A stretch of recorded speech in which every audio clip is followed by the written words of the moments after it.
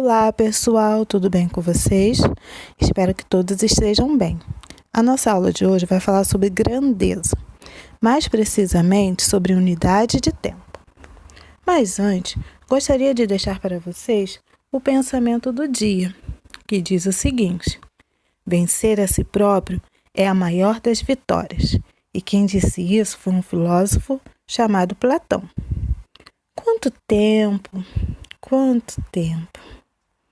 Existem diversas unidades de medida de tempo.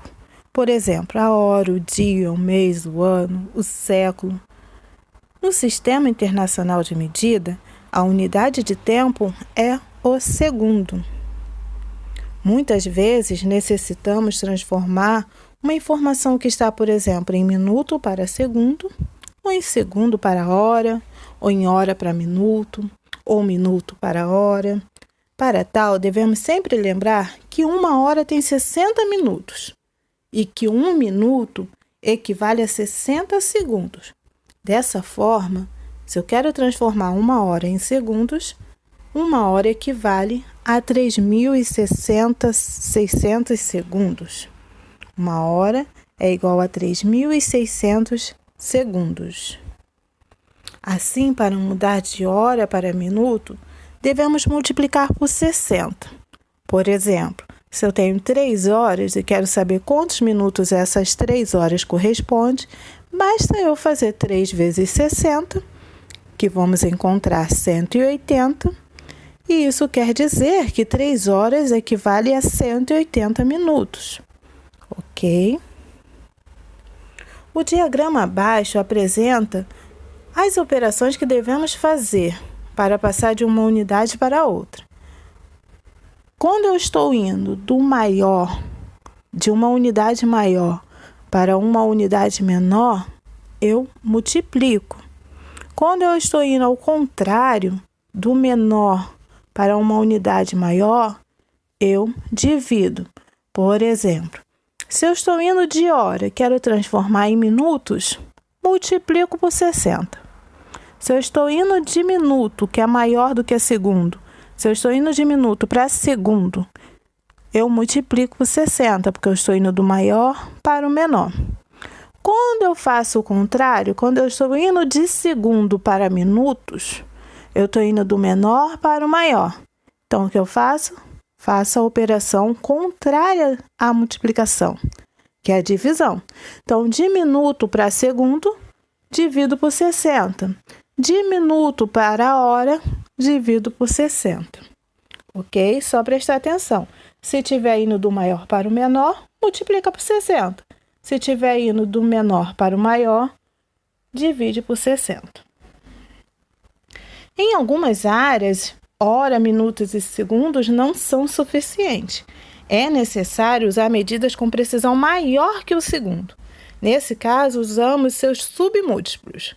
Assim, podemos indicar o tempo decorrido de um evento em décimos, centésimos, milésimos de segundo. Um exemplo desse é na natação. O tempo de um atleta é medido com precisão de centésimo de segundos. Por conta de um centésimo de segundos, o atleta pode ser campeão ou não. O instrumento usado para medir o tempo que utilizamos é o relógio, que são dispositivos que medem eventos que acontecem em intervalos regulares.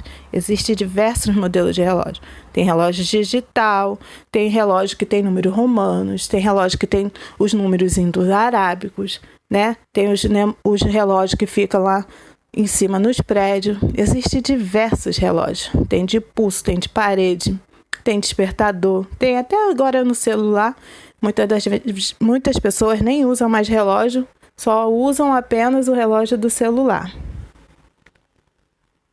Os primeiros instrumentos usados para medir o tempo foi o relógio do Sol, o relógio de sol, que utilizava a sombra projetada de um objeto para indicar as horas.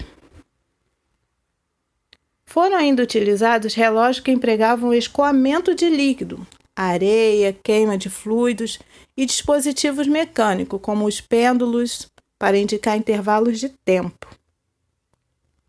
Outras unidades medidas de tempo é o intervalo de tempo de uma rotação, por exemplo. Uma rotação completa da Terra equivale a 24 horas, que representa um dia. O mês também é uma outra unidade de tempo, que é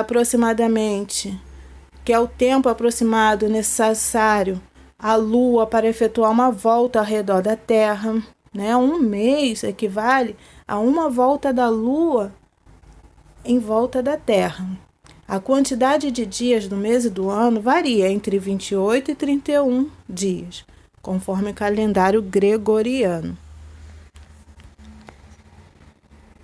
O ano é o tempo que a Terra leva para dar uma volta completa ao redor do Sol. Normalmente, um ano corresponde a 365 dias. No entanto, de 4 em 4 anos, o ano tem 366 dias e é considerado o ano bissexto.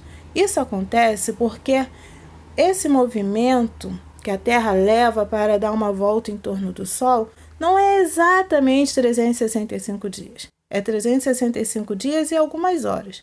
Então, para compensar essas horas, criou-se mais um dia em fevereiro. E isso acontece de 4 em 4 anos. Sempre que fevereiro tem um dia a mais, é para compensar essas horas, né? E é considerado um ano bissexto. Na tabela abaixo, podemos ver algumas outras unidades, né? Um dia, que corresponde a 24 horas. Uma semana, que corresponde a 7 dias. Uma quinzena, que corresponde a 15 dias. Um bimestre, que corresponde a 2 meses. Um trimestre, que corresponde a 3 meses. Um semestre, que corresponde a 6 meses. Uma década, que corresponde a 10 anos. Um século, que corresponde a 100 anos. E um milênio, que corresponde a 100 anos. Então, pessoal, essa é a aula de hoje. Dúvidas, pode estar entrando em contato comigo. E para fixar esse conteúdo, vai ficar disponível na Agenda Edu uma lista de exercícios sobre unidade de tempo. Beijos e até a próxima!